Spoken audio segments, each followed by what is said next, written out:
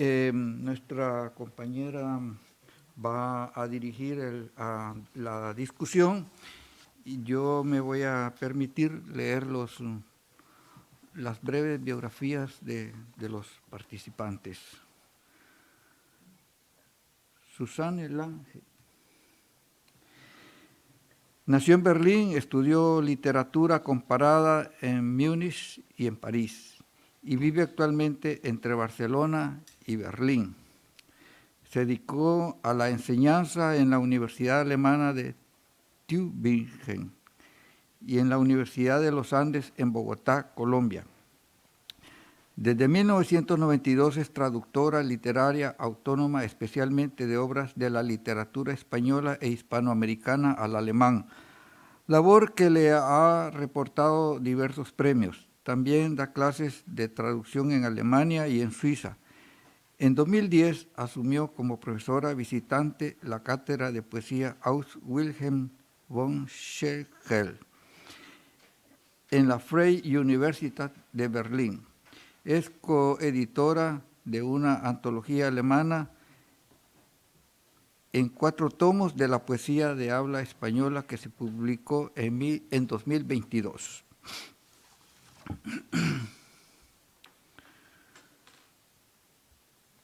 Nora Giraldi de Icaz, la compañera que tenemos acá.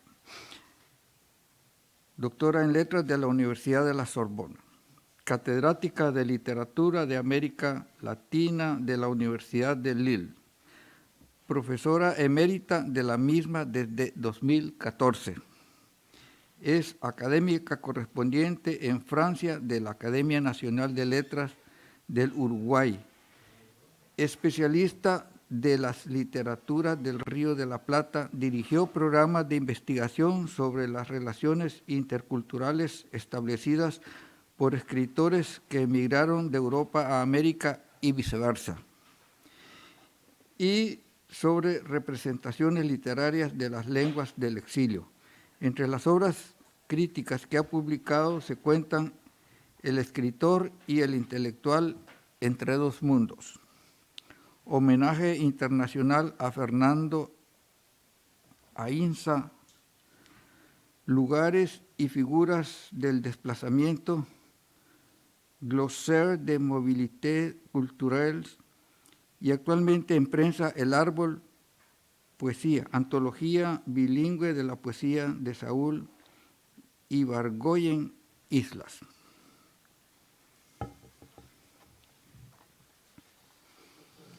Nuestra compañera Teresa Ruiz Rosas.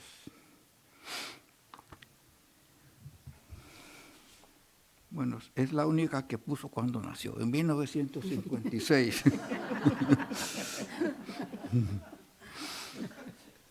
Es escritora y traductora literaria. Graduada en traducción, estudió filología hispánica, germánica y húngara en Arequipa, Budapest, Barcelona y Friburgo. Ha andado metida en muchos líos con estos idiomas. Ha sido finalista del Premio Herralde en Barcelona, del Tigre Juan en Oviedo, Premio Juan Rulfo del Instituto Cervantes de París, obtuvo la mención honrosa de la Bienal Copé en Lima y el Premio Nacional de Literatura de Perú 2020. Ha sido traducida al alemán, neerlandés, inglés, italiano y francés. Entre otros, ha traducido del alemán a Sebald, Soma Morgenstern, Franz Werfer, Stephen Zweig, Fred Wander, Boto Strauss, Ross Ausländer, Julien Kopeck, disculpen por mi alemán, Marco Thomas Boschardt, del húngaro a Milan Fürst y András Forgách, del inglés a Nicolas Shakespeare, del luxemburgués a Roger Manderscheid. En 2022 publicó Transversal, poesía alemana del siglo XXI.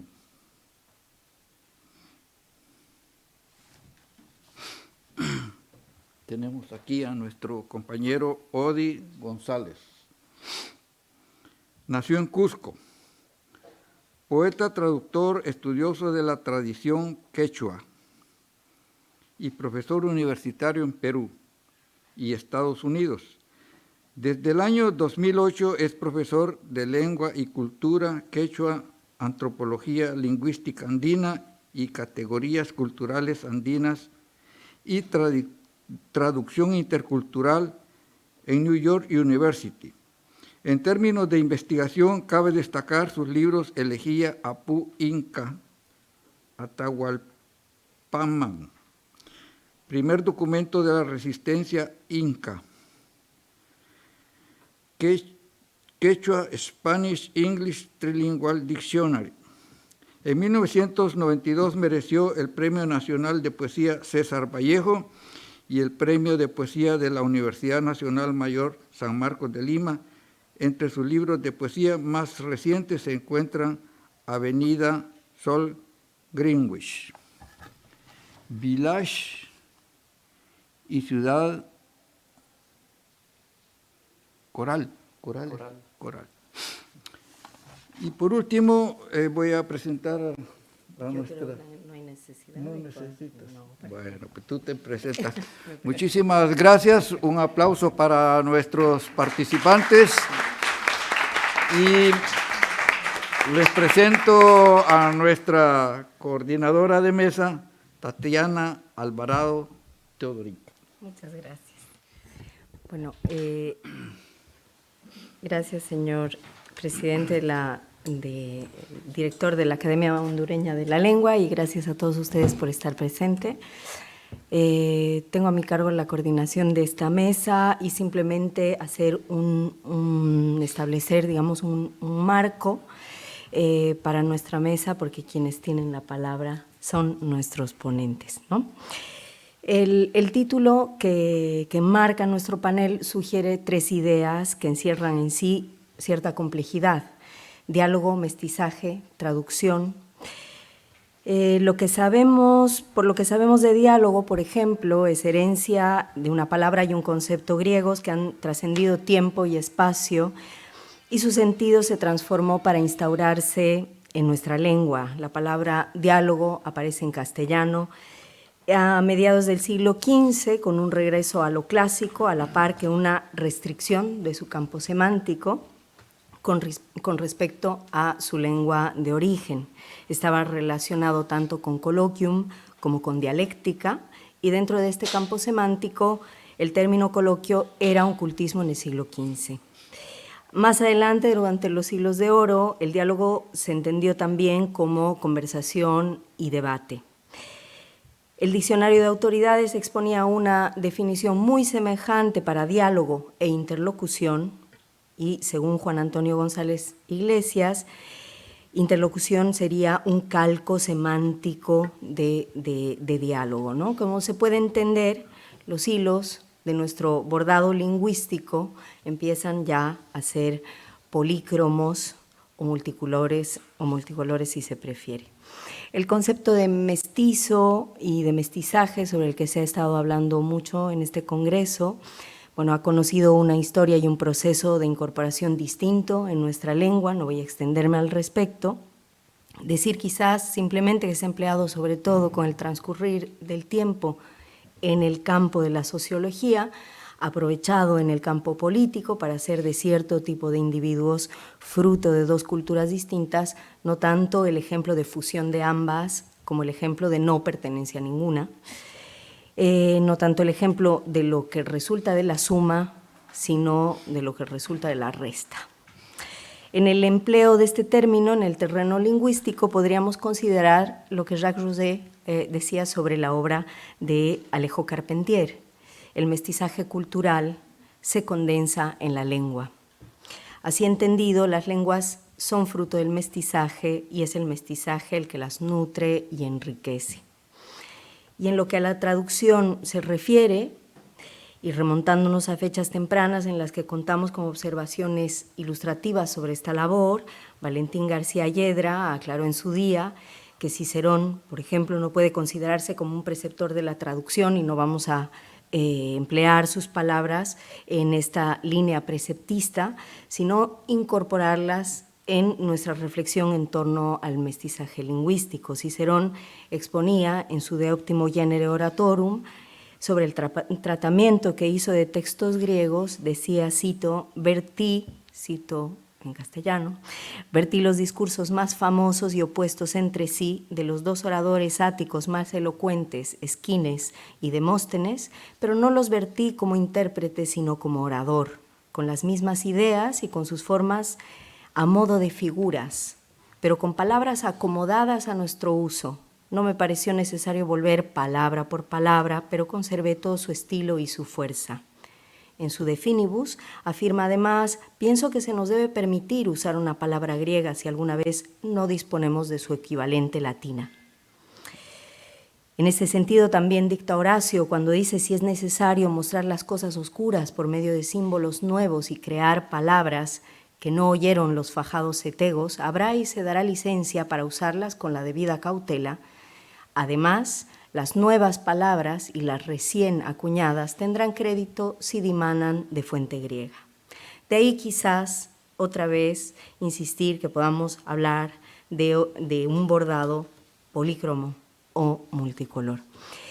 Tenemos vestigios de esta manera de un mestizaje lingüístico ya en las raíces de nuestra lengua, ya sea para expresar el estilo y la fuerza del griego en el latín, ya sea para usar una palabra griega y incorporarla en el latín, y todo ello va a evolucionar e incorporarse a su vez en el castellano. Y en este proceso de diálogo enriquecedor entre una lengua y otra, de incorporación y asimilación de términos y estilos de otras lenguas, el aporte de la traducción es innegable. Y en lo que a este término se refiere, permítaseme remontarme nuevamente en el tiempo, esta vez a los siglos XVI y XVII, cuando surgió en Europa un interés particular por la traducción de autores antiguos y modernos, un interés que se vio fortalecido sin duda por el descubrimiento de nuevas lenguas antes desconocidas, las americanas, que en el nuevo continente serán centro de interés de lo que conocemos hoy como sus primeros vocabularios. Los vocabularios impresos, pienso por ejemplo en el de Alonso Molina, el de Fray Domingo de Santo Tomás, que se mencionó esta mañana, el de Diego González Holguín, o el de Ludovico Bertonio, ¿no? para el náhuatl, para el quechua y para el aymara respectivamente. De hecho, es en la América de finales del siglo XVI, aunque algunas se imprimieron en los primeros años del siglo siguiente, donde Juan de Guzmán compuso su versión de las Geórgicas de Virgilio, Enrique Garcés los sonetos y canciones de Petrarca, o el de Regno et Regum de Francesco Patrizzi y los Lucíades de Camões, Diego Dávalos y Figueroa los sonetos de Vittoria Colonna en su Miscelánea Austral, y Diego Mejía de Fernán-Gil la primera parte de su Parnaso Antártico de obras amatorias que en los siglos posteriores conocerá varias ediciones y se canonizará como traducción de las Heroídas de Ovidio. No es descabellado pensar que con esta profusión de traducciones hacia el castellano se incorporaran palabras y formas en la literatura de nuestra lengua, como se incorporó con Petrarca, entre otros, el soneto o el endecasílabo desde el italiano, o como nació la novela bizantina en español gracias a la traducción de Leucipa y Clitofonte de Aquiles Tacio. Estas breves calas en el pasado, uno más remoto, otro más fácilmente perceptible en nuestras raíces y que emana cálido aún, forman parte de las aguas que riegan futuras composiciones entre dos lenguas y que fluyen entre una orilla y otra. Y en este panel del diálogo mestizo de la traducción se expondrán reflexiones en torno al punto de encuentro de diferentes lenguas occidentales o propias del continente americano con el español, pero también en torno al lugar de variantes dialectales en el proceso de trasladar un texto al español y otras lenguas. Otro de los ejes de reflexión será la oralidad mestiza, propia de espacios fronterizos, por un lado, pero también la forma eminentemente oral de lenguas como el quechua, en su proceso receptor de textos trasladados del español. Y finalmente se reflexionará sobre la autoría y la otredad, individuales o colectivas, y sobre los límites de lo panhispánico en el acto de traducir. Parafraseando a Antoine Berman, no se trata de teorizar la traducción, tanto como de pensarla en un horizonte filosófico. Así es que vamos a ver si podemos decir con Andrea Marcolongo que traducir es llevar al lector de la mano, acompañarlo más allá de su manera de pensar a través de una lengua desconocida para desvelar su magia, para quitar el velo al hechizo de las palabras y hacer que se convierta en realidad sorprendente, en pasión. Y vamos a empezar este panel con la intervención de Susan Land.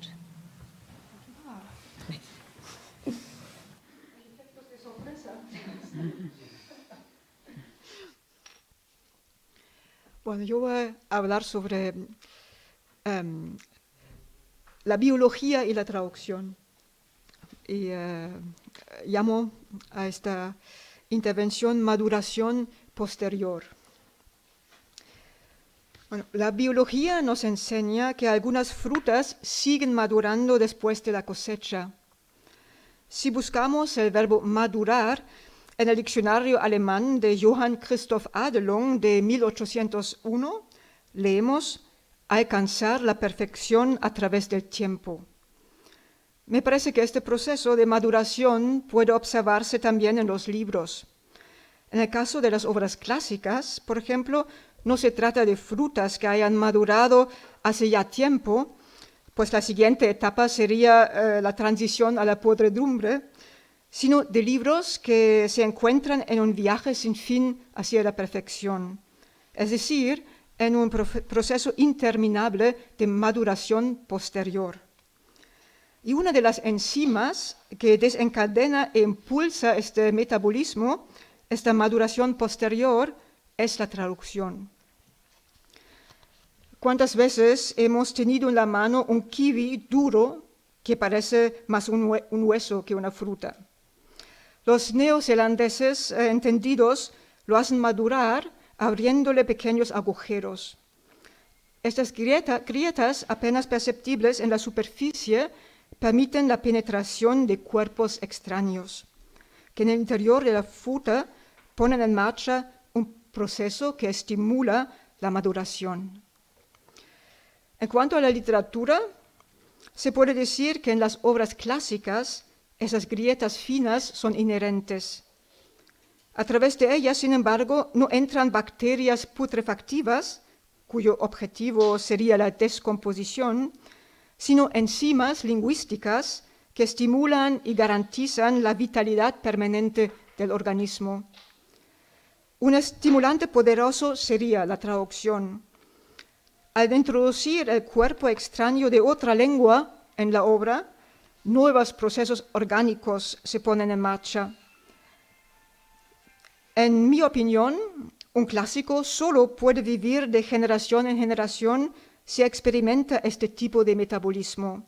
Si absorbe sustancias extrañas a lo largo del tiempo, las asimila y de este modo se renueva constantemente como organismo vivo y no permanece como un monumento a sí mismo en las estanterías. En su ensayo El traductor, Juan Villoro escribe: la escritura resistente es una materia porosa. Sus calculadas fisuras dejan que pase el aire, el ambiente, las renovadas indagaciones de la época. Lo que penetra a través de las fisuras de la piel con el paso del tiempo se funde orgánicamente con la obra, que sigue creciendo. Y es precisamente la lengua extranjera la que introduce algo que surge directamente de la obra, pero que al mismo tiempo le suministra estas sustancias nuevas que necesita para sobrevivir. Una nueva traducción se justifica cuando trae algo inesperado a la obra, que a menudo se sucede a un nivel microscópico que el lector no percibe necesariamente a primera vista, pero que puede tener consecuencias de gran alcance. Socava lo conocido, lo repetido, lo que uno creía conocer ya bastante. esa ilusión que condena a las obras clásicas a una muerte en vida. El concepto de la maduración posterior lo evoca también Walter Benjamin en su famoso ensayo La tarea del traductor de 1923. Ahí escribe, en su supervivencia, que no podría llamarse así si no fuera transformación y renovación de lo vivo, el original cambia. Hay una madurez tardía hasta para las frases ya acuñadas. Lo que en su tiempo era quizá una característica del lenguaje poético de un autor, puede quedar invalidado en el futuro, y las tendencias inmanentes pueden brotar nuevamente de lo ya hecho. La idea de que el texto supuestamente fijo del original cambia y se renueva, una idea que Borges adoptaría años más tarde en Pierre Menard, autor del Quijote, se debe no solo a la subjetividad siempre cambiante de los lectores nacidos más tarde y que leen un libro con ojos nuevos, sino a la propia naturaleza del lenguaje. Su movimiento permanente garantiza la supervivencia de los textos, de modo que, como escribe Benjamin, el último trazo de la pluma del autor no es el golpe de gracia para la obra. En el original, para Benjamin, la relación del contenido con el lenguaje es tan estrecha como la de la fruta con su piel, mientras que la lengua de la traducción envuelve su contenido como un manto regio de pliegues amplios. Puede que esto sea cierto en muchas traducciones, pero me parece que cuanto más se vierten las obras en otra lengua, más intensamente hay que tratar de acercar la fruta y la piel. La interminable tarea para cualquier traducción sería fundirlas en una unidad orgánica. Pero el concepto de movimiento lingüístico de Benjamin dista mucho de referirse a una mera actualización del lenguaje. A menudo se dice que la razón para hacer una nueva traducción de una obra clásica es que el lenguaje envejece y que cada 50 años hay que volver sobre un texto para desempolvarlo y ponerlo al día. En mi opinión, esa no es la tarea de las nuevas traducciones. De hecho, es el aspecto que menos justicia le hace, porque no basta en absoluto con que un traductor saque un texto antiguo de la estantería y se ponga manos a la obra con la justificación que le darían esos 50 años. Volver a traducir un clásico requiere mucho más que un mero cambio de perspectiva temporal. Es cierto que el traductor actual suele disponer de mayor información que sus predecesores y que incluso puede estudiarlos y aprovechar sus conocimientos, pero esto no hace que la obra sea automáticamente más fiel al original. Traducir de nuevo a los clásicos es una de las tareas más difíciles porque intervienen muchos desarrollos literarios y lingüísticos, muchas tradiciones. Hay que barajarlas todas y preguntarse si desde el punto de vista del lenguaje puede arrojarse alguna luz nueva sobre la obra. Y se deberían tener en cuenta además dos movimientos, el de la lengua y la literatura de la obra en su viaje a través del tiempo y el de la propia lengua y literatura del traductor. En el proceso, el traductor no solo debe penetrar cada vez más profundamente en el original, sino que al mismo tiempo debe emprender un viaje a través de su propia historia lingüística y preguntarse qué puedo recoger del tesoro de mi lengua en el camino hacia el presente y hacerlo útil para la traducción. Quizá el escritor austríaco Jaimito von Doderer quiso decir algo parecido cuando escribió: una traducción no solo debe seguir y acercarse al original con amor y cuidado, debe adelantarse a él, debe hacer visible un encanto completamente nuevo de la obra que estaba latente en ella, pero que no se ha podido resaltar en la lengua original. Por eso, a la hora de hacer una nueva traducción, hay que preguntarse, entre otras cosas, de qué manera modelaría el autor del original el lenguaje si hubiera escrito en la lengua de la traducción. Se puede ampliar el juego haciendo uso de las ambigüedades, porque en cada lengua las palabras tienen sus propias bifurcaciones que despiertan otros significados. En cuanto al Don Quijote, En alemán hay, por ejemplo, toda una gama de sentidos metafóricos en torno a las palabras armar, desarmar, armadura, o también dentro del campo semántico de la locura o de enloquecer, que pueden crear nuevas conexiones sinápticas. Abrir el camino para esas conexiones nuevas estimula el metabolismo de la obra. Y en este tipo de metabolismo lingüístico, la flecha del tiempo puede también invertirse. La membrana permeable del clásico superviviente permite este intercambio, de modo que la traducción puede crear también una alternativa al pasado de su propia lengua. Este sería el caso del escritor y traductor alemán Rudolf Borchardt. Borchardt pensaba que la lengua alemana de la Edad Media carecía de un Dante, que la hubiera hecho más moldeable y sonora. Así que para su traducción de la Divina Comedia en 1930, inventó un alemán al que sometió a un desarrollo lingüístico alternativo, partiendo de los dialectos germánicos, a los que fusionó con el alemán contemporáneo. Borchardt escribe: todo arcaísmo genuino actúa retrospectivamente, sometiendo a la historia a su voluntad en la obra de arte. Desecha del pasado lo que no le conviene y añade de un modo creativo lo que necesita del presente. Aunque la comprensibilidad del texto sufra, gana en expresividad y musicalidad. Borchardt lo llamó restauración creativa. Un ejemplo de este tipo de restauración podría ser mi experiencia con los proverbios de Sancho Panza. Vi que los que no son propios de la lengua alemana podían incorporarse a ella de un modo retroactivo.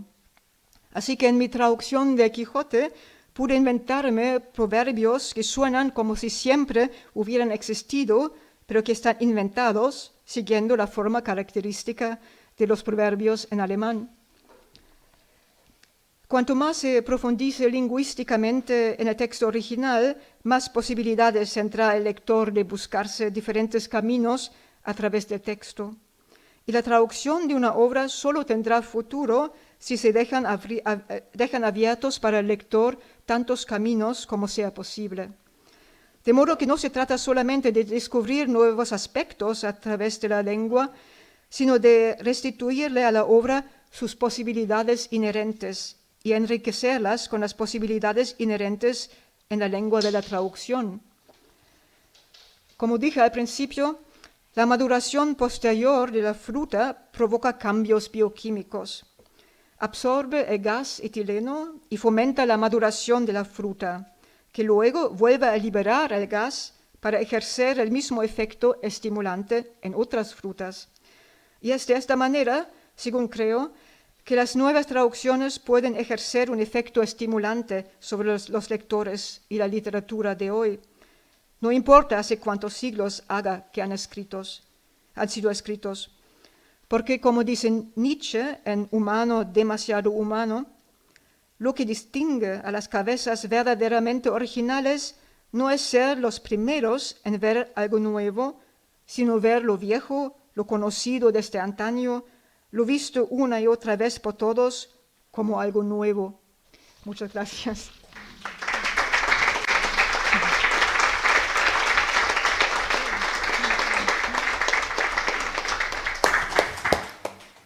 Bueno, muchas gracias, Susan, por esa puntualidad alemana.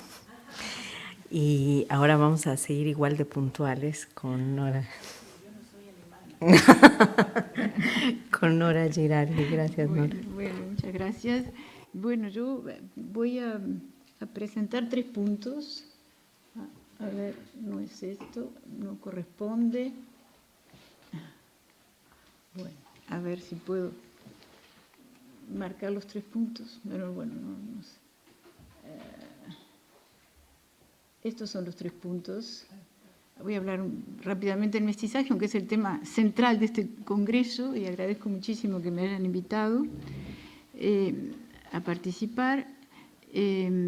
Voy a hablar de la conmensuralidad de las lenguas y en particular de Saúl Ibargoyen Islas en la traducción francesa.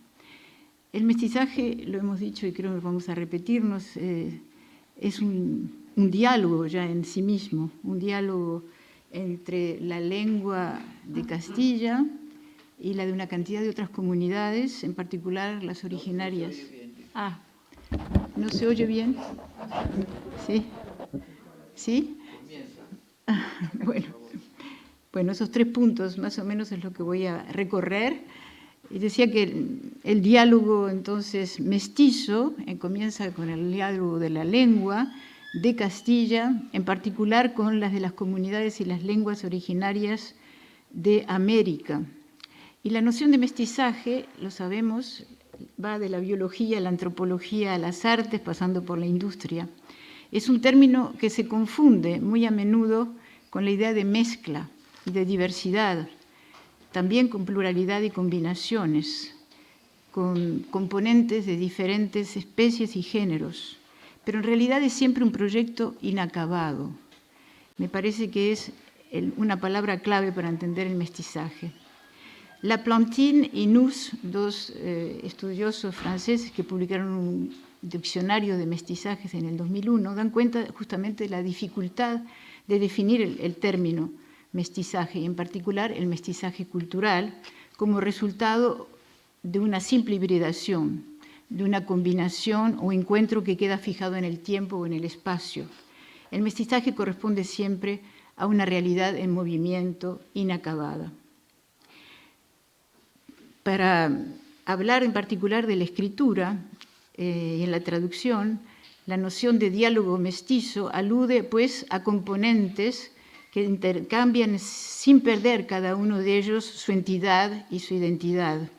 Se trata de llegar a una interpretación y reescribir en la otra lengua una nueva totalidad, una nueva producción que busca ser una nueva entidad en la lengua receptora. Es por eso, y me parece muy bien lo que acaba de decir Suzanne, en realidad el traductor va haciendo un trabajo que consiste en acumular conocimientos antes de llegar a su propia traducción del texto, como de una especie de hojaldrado, ¿verdad? Este diálogo o puente entre 2 lenguas que establece la traducción, me parece que hay que concebirlo siempre entonces como trayecto, como proceso de transferencia y de reintegración, sujeto siempre a modificaciones. Es un proceso que contempla siempre la idea de inacabado e imperfecto, 2 términos que yo le doy mucha importancia siempre en literatura y que tomo de la filosofía de Paul Ricoeur, que dice que la imperfección y lo inacabado son la fuerza misma de la interpretación. Aludo también a lo conmensurable de una lengua, ¿verdad? Lo conmensurable de una lengua en relación con su gramática, con su estructura, con sus normas, y también considerando que ella tiene sus variantes, sus variaciones a lo largo del tiempo y en el espacio, pero es conmensurable en sí como entidad. Una unidad de medida que es perceptible en el uso y como objeto de estudio, y que va cambiando y contribuye a definir un determinado patrimonio cultural. Cada hablante tiene sus particularidades, pero la lengua del escritor es especialmente particular, es especialmente singular. La escritura literaria en general, en la que incluyo también la traducción, debe ser estudiada como un caso aparte. Cada escritor interpreta y emplea la lengua a su manera, lo que lo lleva en muchos casos a modificar la sintaxis, a utilizar las palabras con otros significados, a utilizar neologismos, etc. Cada escritor tiene su tempo, como en música los compositores, su tonalidad, por lo que considero la noción de mestizaje que se aplica perfectamente a la lengua de un escritor. Yo diría que cada escritor es mestizo con respecto a su lengua materna. La lengua de cada escritor nace, se origina en el proceso de escritura, además, un crisol que varía y se enriquece a lo largo de los años, con formas y composiciones que van dando su característica, sus sui generis, en donde se reconoce su singularidad. ¿Qué pasa en el proceso de la traducción? En la traducción, como dice Marguerite Yourcenar, se trata siempre de escribir nuevamente el texto de origen, en relación con su lengua, con la lengua que lo receptora, con los conocimientos del traductor. En realidad, el traductor, dice Yourcenar, que fue una gran traductora, es siempre un escritor. Para ilustrar esta cuestión, paso entonces rápidamente a la obra de Saúl Ibargoyen Islas, un autor prolífico, poeta, narrador, amigo de Juan Gelman, y Juan Gelman lo consideraba como una de las voces de la poesía del siglo XX más importantes, que vivió el exilio uruguayo. Nació en 1930, pero vivió su exilio en México, falleció en 2019, después de haber estado un periodo preso durante la dictadura uruguaya, y al salir de allí va a vivir a México. Pero entre dos, Saúl vivió también en la frontera de Uruguay con Brasil. Esa frontera muy rica en cambios de lengua. Aquí tenemos un especialista, Adolfo Eliseicín, uno de los eminentes lingüistas de lengua española, pero especialista del portuñol, con quien he aprendido mucho. Y esa lengua de frontera es particularmente interesante porque reúne esas dos regiones. Varía el portuñol, no es el mismo en Bolivia, Brasil, Paraguay, Brasil, que en Uruguay, Brasil, y allí se crea una unidad que va cambiando, como todas las unidades lingüísticas, formada por dos ciudades linderas. Esa región tiene dos grandes ciudades, que son Santana do Livramento, del lado brasileño, y Rivera, del lado uruguayo. Y en la obra, Saúl Ibargoyen conjuga esas dos entidades urbanas en una sola ciudad donde habitan sus personajes, donde circulan sus personajes brasileños o uruguayos, y esa ciudad se llama Rivamento, que es una mezcla de Santana do Livramento con Rivera. La lengua oral en esa zona es el portuñol, que surge de un proceso de mestizaje entre el español rioplatense y el portugués brasileño. En realidad, Saúl Ibargoyen tiene esa manera, ese tempo de la traducción en él mismo. Él dice que él es traductor fundamentalmente en su literatura de otras cosas ya escritas, que fueron escritas. Voy a mencionar unos versos de él en un poema que se llama La última bandera. Porque toda la palabra escrita ha sido reescrita, releída, revisada, reincorporada, recompuesta, revuelta, rechazada, en tablilla de greda quebradiza donde se lee todavía. Y en sus dos novelas, creo que ahí tengo que pasar a la otra, en sus dos novelas, una de ellas se llama Toda la Tierra, fue primero publicada en español en México, y la segunda se llama, no está allí, la segunda no aparece todavía, pero se llama Sangre en el Sur. En las dos novelas aparece una lengua extremadamente compleja, abigarrada, de mezclas diversas. Voy a utilizar una palabra que viene del inglés, es patchwork. Es realmente un trabajo de bordado impresionante, donde la escritura de Saúl multiplica los encuentros entre las lenguas de poblaciones aborígenes, como el quechua, o el guaraní, o el tarasco, con también expresiones actuales de la lengua hablada en el español de América y del mundo. En ese mestizaje, en toda la tierra, por ejemplo, hay también anglicismos o spanglishismos, por ejemplo. Y él, sobre todo en la parodia que él hace de la historia contada desde el punto de vista de los conquistadores, él hace esa parodia a través justamente del uso de las lenguas, esa multiplicidad para representar esa multiplicidad de culturas que han quedado sumergidas en la historia de América, sumisas, y entonces él las traduce a su lengua literaria. En la edición, finalmente, voy muy rápido, como me pidieron. En la edición bilingüe de Sangre en el Cono Sur, El fascismo es uno solo, la traducción ha sido hecha, y en eso me quería detener, por un grupo de traductores franceses de l'École Normale Supérieure de Lyon, fundado por Philippe de Somme, que trabaja con sus estudiantes y con los egresados de la escuela en forma colectiva. Ellos se dan la finalidad de traducir un texto, eligen fragmentos, cada uno lo prepara por su lado y luego se reúnen y encuentran un consenso después de discusiones y conversaciones.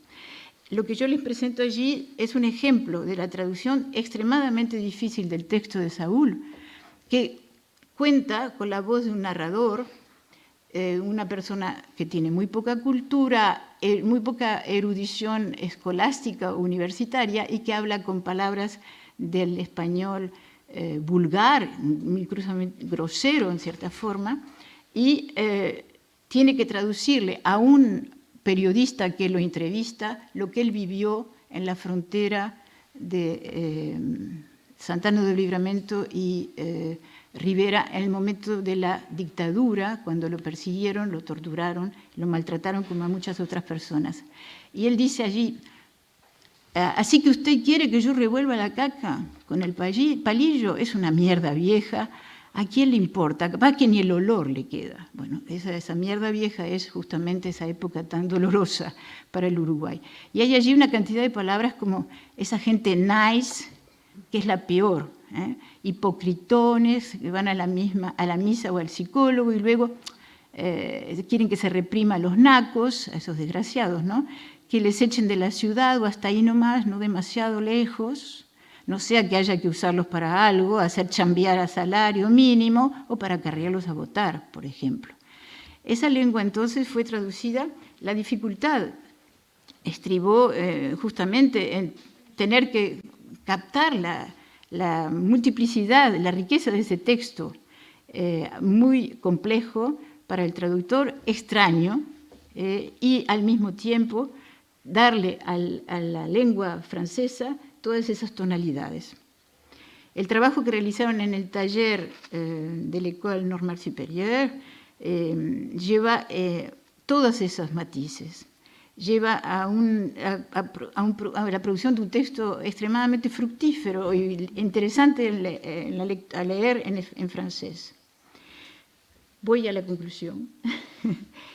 Definimos entonces la traducción como un puente, ¿verdad?, construido entre dos universos culturales, entre dos universos lingüísticos diferentes, un puente hecho de pasajes, de lecturas, que exigen mucho estudio, mucha discusión al traductor, a los traductores, con recorridos diversos que tienen como finalidad la interpretación y la escritura de algo ya escrito y que será leído en otra lengua y que tiene que contar justamente con todos los matices, con todas las diferencias de registro de discursos diferentes que la obra literaria en general contiene. Ese difícil pasaje de un código a otro es lo que Barbara Cassin llama en el vocabulaire européen des langues la différence commensurable, la diferencia conmensurable de las lenguas. La diferencia conmensurable de las lenguas quiere decir que no se puede traducir, lo dijimos ya, de un texto a otro, palabra por palabra. La diferencia se tiene que conservar. La diferencia no quiere decir, sin embargo, que no se pueda traducir. Se tiene que traducir justamente a un texto diferente. Si la traducción se establece con la idea de hacer dialogar dos lenguas diferentes, el traductor vive siempre una experiencia del límite, ya que sabe que su trabajo no podrá alcanzar en su totalidad todo lo que la lengua del escritor contiene. Y sin embargo, hace esa prueba, busca esa posibilidad en la lengua receptora.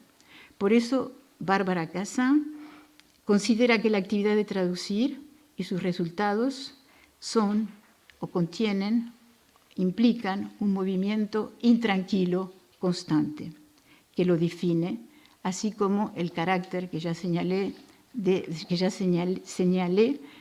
inacabado. Nada más.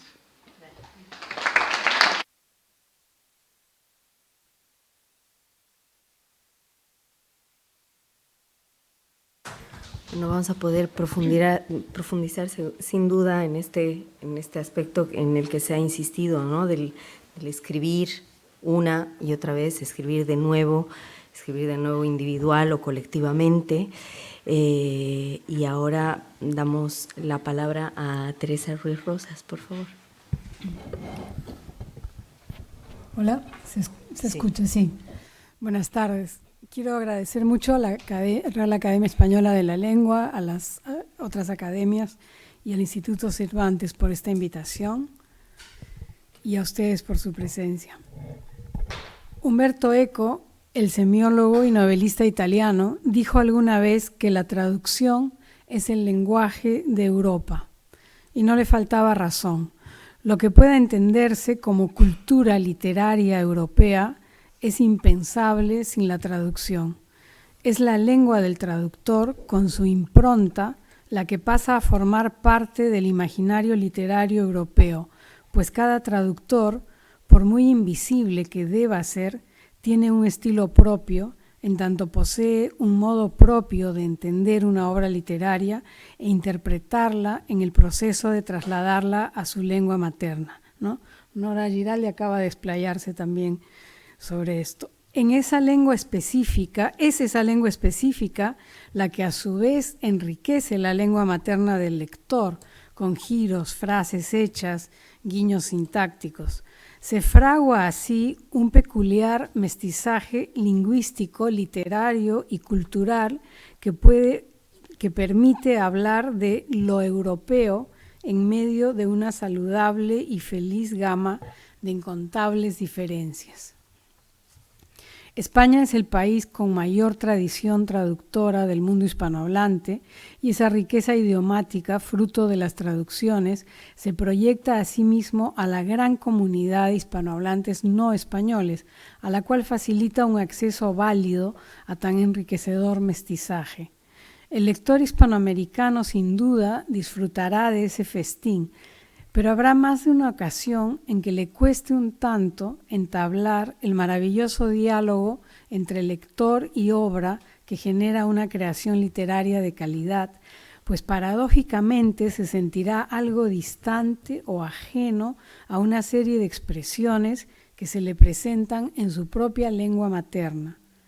Puede ser que con el tiempo, a fuerza de leer, supere ese pequeño obstáculo para sumergirse en aquel diálogo íntimo, pero lo haría con mayor facilidad o asiduidad si se encontrase de vez en cuando con palabras y construcciones más afines a su habla cotidiana, a la estructura de su pensamiento. Algo similar le ocurrirá al lector español con una traducción elaborada en Argentina, por ejemplo, o en otro país hispanoamericano. Los traductores literarios queremos dar al lector en nuestra lengua materna la versión más lograda posible de la obra que traducimos y admiramos cuando tenemos la suerte de elegir. En la práctica, esta declaración de principios es un proceso mucho más complejo. El mundo editorial, según de dónde proceda la casa de edición, exige al traductor atenerse rigurosamente no solo a la norma que rige el habla del país, sino a su expresión idiomática coloquial. El desliz que surja con espontaneidad del acervo de la lengua materna del traductor y salte esos parámetros, se topa con el lápiz rojo. Esa actitud, en mi opinión, va mermando lentamente el mestizaje natural de nuestras variantes lingüísticas regionales y podría llegar a generar un efecto distanciador del mestizaje lingüístico en sí. Permítanme un paréntesis con un ejemplo algo extremo de mi experiencia para ilustrar a qué me refiero. En 1999, una editorial de Barcelona me encargó la traducción de la novela The Dancer Upstairs del autor inglés Nicholas Shakespeare, que narra cómo al comenzar la década de los 90, un corresponsal de un periódico inglés en Río de Janeiro, especie de alter ego del autor, es enviado al Perú a cubrir las noticias sobre Sendero Luminoso. En el texto original inglés no hay mayor distinción entre el habla coloquial del periodista y el habla de los peruanos.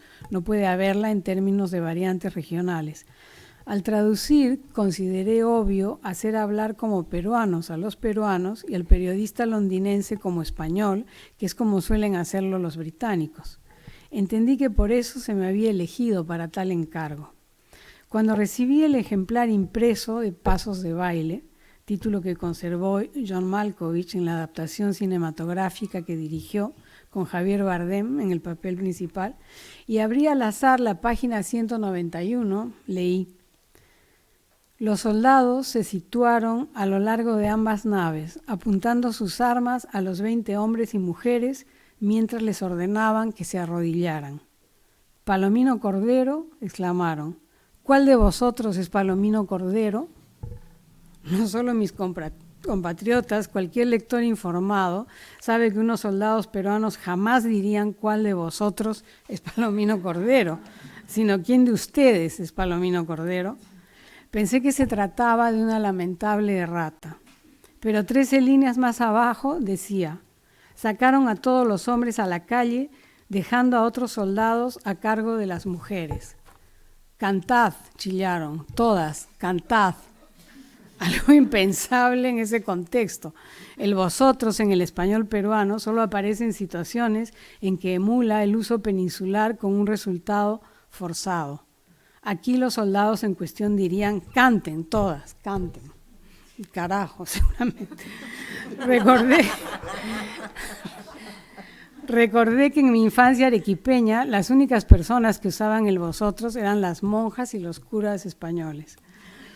Me puse a leer Pasos de baile desde la primera página y comprobé con estupor que al pasar por la edición de mesa, mi prolijo trabajo de diferenciación de registros había sido allanado sin piedad ni criterio alguno, o sin medida ni clemencia, como dice el vals peruano, al habla peninsular, con lo cual la novela perdía de un plumazo una enorme tajada de verosimilitud, ingrediente básico de cualquier ficción que se precie. En 2005, 6 años más tarde de este para mí pequeño desastre, y a 290 años de su fundación en 1713, la Real Academia Española de la Lengua, en un esfuerzo conjunto con las 22 academias hispanas, publicó su fabuloso Diccionario Panhispánico de Dudas. Y 2 años después, en el Cile de Cartagena de Indias, ya lo dijo ayer el rey, se aprobó el texto básico de la primera gramática española consensuada. Considero que en tanto herramientas concretas de referencia deberían servir de inspiración al mundo editorial de los diferentes países que publican traducciones literarias para salir de su rigidez e ir abriendo poco a poco las esclusas que den paso a un genuino mestizaje lingüístico. Existe pues una jerarquía de corrección en el sector editorial y que suele pecar de hipercorrección al no abrigar ni siquiera formas consolidadas del habla culta de la América hispana, tratándose de España, o abundar en localismos inverosímiles fuera de su ámbito, tratándose de Argentina, México y a veces también España, ¿no? Creo que hay algunas traducciones de Shakespeare donde dicen vení, trae y cosas así que bueno. En lugar de orlado de un mestizaje lingüístico, el producto puede llegar a ser tan elaborado dentro de los parámetros de edición de la casa que pierde no solo la impronta del lenguaje del traductor, sino a veces la del propio autor. Los debates sobre estas cuestiones no son nuevos. Los regateos entre traductores y editores de mesa por la conservación o eliminación de una frase o una palabra tampoco. Personalmente prefiero una traducción en la que no se perciba que es tal, pero que al mismo tiempo no tema mostrar los quiebres que pueda ostentar la obra de partida. Aquellos que, como diría Walter Benjamin, suscitan el deslumbramiento del lector. Se trata de no arrebatarle poesía al texto original. Incluso el hecho un tanto extendido de mejorar algunas obras en la traducción resta fidelidad al espíritu de la obra en cuestión y es debatible. El escritor italiano Alessandro Barico comentaba, según cuenta la traductora italiana Vittoria Martinetto, que las traducciones de sus novelas al español eran demasiado españolas, que a ese paso iba a necesitarse traducciones específicas para Hispanoamérica, lo cual tampoco es tan sencillo como suena, porque en sentido estricto habría que hacer una versión al castellano andino, otra al caribeño e incluso al habla de cada país, algo que sería demencialmente inútil y artificial. Hace poco me ofrecieron traducir un relato de Kafka a un español más peruano, con el aliciente de que sería la primera traducción arequipeña de algo de Kafka. Averigüé que en su momento aquel relato lo había traducido justamente el peruano Juan José del Solar, una traducción estupenda como todas las suyas, si bien ajustada a la norma peninsular.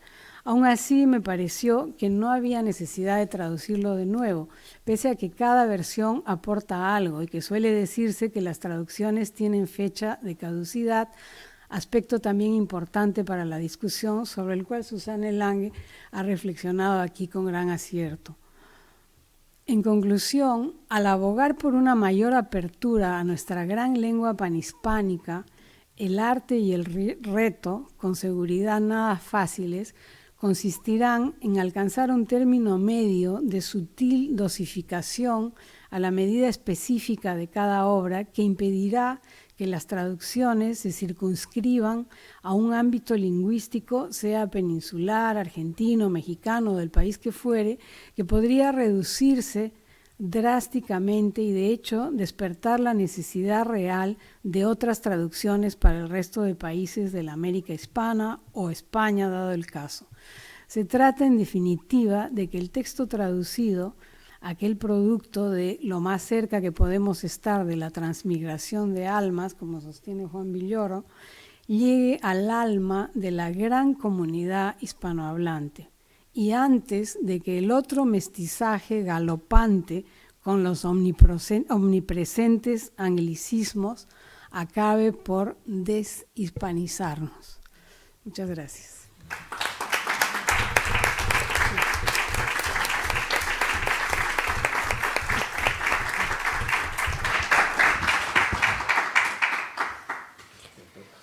No vamos a arrebatar poesía ni tiempo a Odi. Vamos a ver cómo establece esta idea de la ética poética cuando se trata del quechua. Odi, por favor. Bueno, amigos, la traducción entre lenguas europeas, las lenguas más visibles europeas, no conlleva mayor dificultad, porque están más o menos o derivan más o menos de un mismo código que es el código escritural. En cambio, la traducción de una lengua oral a una lengua escritural, como la traducción de un mito, de un relato oral o de un poema quechua al español, la lengua de convivencia de casi 6 siglos, conlleva realmente dificultades o singularidades que no se dan en la traducción del español al inglés, del inglés al francés. El traductor quechua tiene un doble desafío para comenzar. Tiene que hacer una traducción para 2 receptores, el lector y el oyente. Obviamente, un buen traductor aglutina en su traducción, en un solo discurso, hace entendible para el lector y para el oyente. No podemos ignorar que gran parte de los quechua hablantes son iletrados. Ellos ciertamente no podrán leer, pero pueden escuchar pues, y entender si alguien les lee en su idioma. ¿Sí? Entonces, tenemos esa primera dificultad o ese desafío mayor que conlleva traducir de una lengua oral a una lengua escrita o traducir una obra literaria que si hubiera tiempo podría comentar, ya que Susan ha traducido El Quijote, hay una traducción del Quijote al quechua, ¿no? Entonces, ese es un primer momento que tendría que señalar. La naturaleza oral del quechua es la índole que marca la diferencia total con el español, la lengua de convivencia, y con el resto de las lenguas. Esa oralidad hace, por ejemplo, que el quechua prescinda de sinónimos. Es decir, no quiero usar el término y decir la construcción, el quechua no tiene sinónimos, porque eso implica una carencia y así no es el asunto, ¿no? Prescinde de sinónimos, y pienso que ninguna lengua oral realmente maneje los sinónimos. Los sinónimos han sido prohijados por la escritura, es producto de la retórica. Entonces, y quisiera, entonces, ¿cómo es el quechua? El quechua es una lengua con tendencia a las acciones concretas. Hay un porcentaje, por lo menos en la variante cusqueña, de un 95% de su léxico está conformado por lo que llaman los lingüistas los verbos performativos, con tendencia a la acción concreta. El quechua no maneja conceptos, no maneja abstracciones y no hay retórica en realidad. ¿Cómo así? El quechua tiene sinónimos, tiene sufijos que hacen de una palabra única e intercambiable, minuciosas, concisas, ¿no?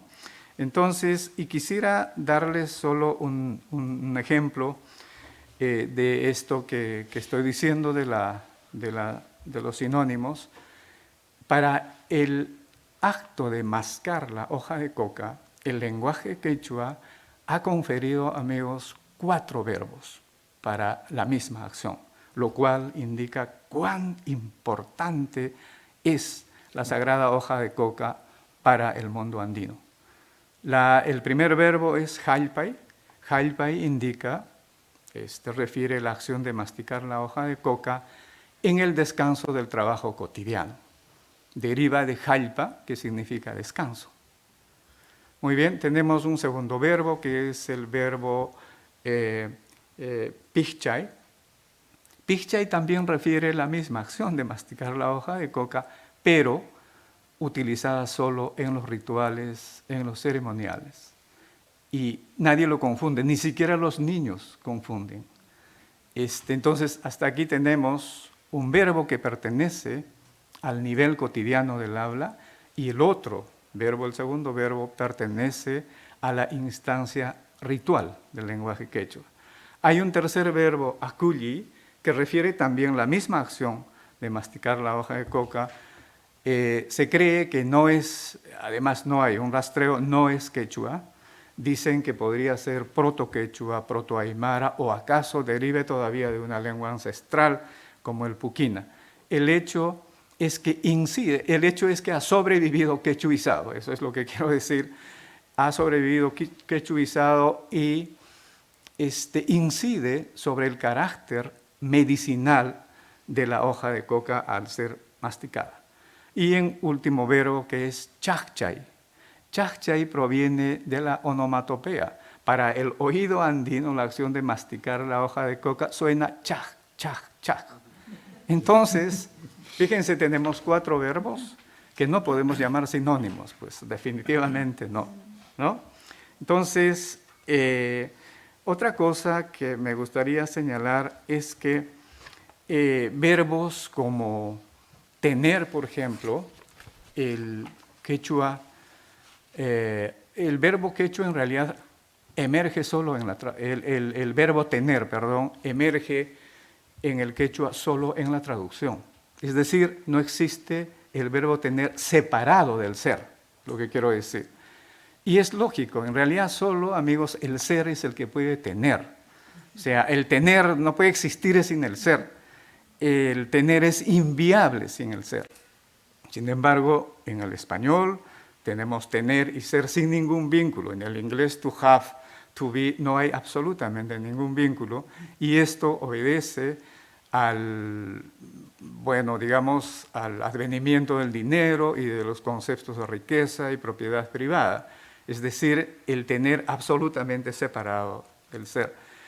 Y puedo ilustrar también con un ejemplo. Si yo dijera, por ejemplo, al azar, ñoqajkan warmi o ñoqajkani warmio, que literalmente y desafortunadamente se traduce con el verbo tener. Es asazmente traducido yo tengo esposa. Pero en realidad, si nosotros hacemos una traducción cabal más atenta, es yo soy con esposa. Es decir, está indicándonos una conjunción, no una propiedad, una pertenencia, no una posesión, ¿no? Yo soy alguien con, no soy solo, ¿no? Y esto que funciona en la interacción social también funciona, amigos, para que vean, en los numerales. Por ejemplo, en el quechua decir 11, números que van del 11 al 21, al 11 al 19, del 21 al 29, se dice con este mismo sufijo yo. Entonces, 11 en quechua es chunca jujnio. Chunca es 10 y juj es 1. Y ese yo, que otra vez interviene como 10 con 1 o 1 con 10. Entonces, allí, si no hubiera la cantidad 10, con ese 1 no harían 11. Igualmente, si no hubiera ese 1, no habría conjunción con 10 para hacer 11. Entonces, allí no hay una prevalencia, no hay una hegemonía de uno sobre el otro, como cuando decimos tengo esposa. Y en el español y en otras lenguas utilizan el mismo verbo para decir tengo esposa, tengo carro, tengo paperas. En realidad, oiga, entre su esposa y su carro hay una diferencia total, ¿no es cierto? Entonces, eso despoja completamente la naturaleza, ¿sí?, cuando traducimos con el verbo tener. Y la publicación de los primeros diccionarios del siglo XVI, que han hecho mención a Domingo de Santo Tomás, el primero en 1560, y otros, son documentos invalorables, extraordinarios, aportes, contribuciones, pero no podemos hablar de ellos como portadores de la verdad absoluta, ¿no?, que es lo que comúnmente los investigadores se bastan con esa fuente, y que de ese otro gran diccionario vivo, dinámico, que es la memoria oral, que es la comunidad de hablantes, ¿no? Entonces, ha habido el caso, amigos, hay hasta ahora el caso de términos quechuas que han sobrevivido con dos significados distintos. Uno, el que está registrado en los diccionarios, y el otro, el que ha sido preservado por la memoria oral, y que no coinciden. Entonces, hay que revisar esos casos, y quisiera referirme ahora a este encuentro de Cajamarca, en el que confluyeron, como ustedes saben, el monarca inca Atahualpa y el sacerdote español Valverde. Ese encuentro no solo fue el encuentro de dos individuos, de dos culturas, de dos lenguas, ha sido también la confluencia de dos códigos, la oralidad y la escritura. La oralidad representada por el monarca inca y la escritura representada por el padre Valverde, que además llevaba el objeto llamado libro, ¿no? Esta situación, en realidad no hay un registro en el que todos coincidan, ni siquiera los soldados cronistas, dos que estuvieron allí, coinciden completamente. No se sabe exactamente de qué hablaron, y allí la figura de los traductores, que eran dos muchachitos, uno de 15 años, el otro de 16 años, a quienes injustamente los llaman traidores, ¿no? El asunto es que, imaginémonos que el Inca en algún momento dijo el elemental pronombre nosotros. Si el Inca dijo esto, el traductor, ¿cómo iba a verter ese pronombre? En el quechua nosotros tenemos dos pronombres, el inclusivo y el exclusivo, Si el Inca dijo nosotros, estaba refiriéndose al hablante y a su pueblo, y excluía a los españoles, digamos, ¿no? Y todavía una cuestión, si el Inca dijo, eso sí se sabe que expuso sí, la cuestión de la religión y de Dios, que comenzó diciendo de que había un Dios superior a tu padre, que el sol, ¿no? Le dice al emperador, y digamos que le dijo esto, que Cristo murió por ti en la cruz. Qué atroz, qué complejidad. Si el traductor hubiera traducido literalmente, en el quechua el verbo hubiera llevado el sufijo ra, que significa que el sujeto hablante estuvo presente en el escenario de los hechos. Entonces, eso, el Inca lo primero que haber dicho, oye, tú estuviste allí y no pudiste hacer nada para salvar a este pobre individuo que lo han crucificado. Y el otro asunto es que si se hubiera optado por traducir en el que yo llamo el pasado del narrador oral, que es la marca SCA, que sería el más apropiado, y que si eso se refuerza con el reportativo, entonces la traducción otra vez al español sería, dicen que Cristo había muerto por ti crucificado. Pero eso en el español es inverosímil, eso es habladuría, eso es chisme, no creíble. Entonces este tipo de conflictos, de fricciones ocurrieron, y a eso llama el protocolo de los desencuentros. Solo para terminar, esto, amigos, nos atañe a toda América. Ustedes saben que este pasaje es muy parecido al nombre del Perú. Ustedes saben que Yucatán significa no te entiendo. Un muchachito, a quien los Barbados conquistadores le inquieren, le preguntan algo, este muchacho intimidado simplemente dice Yucatán, ¿no? Y es no te entiendo, ¿no? Gracias. Gracias.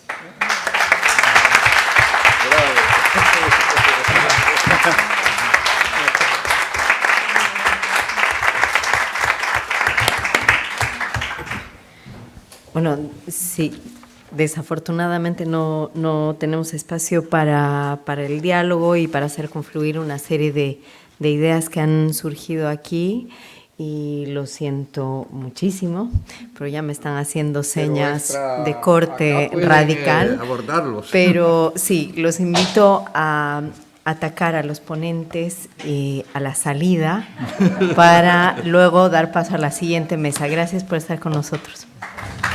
Bueno, se levanta el panel. Muchísimas gracias.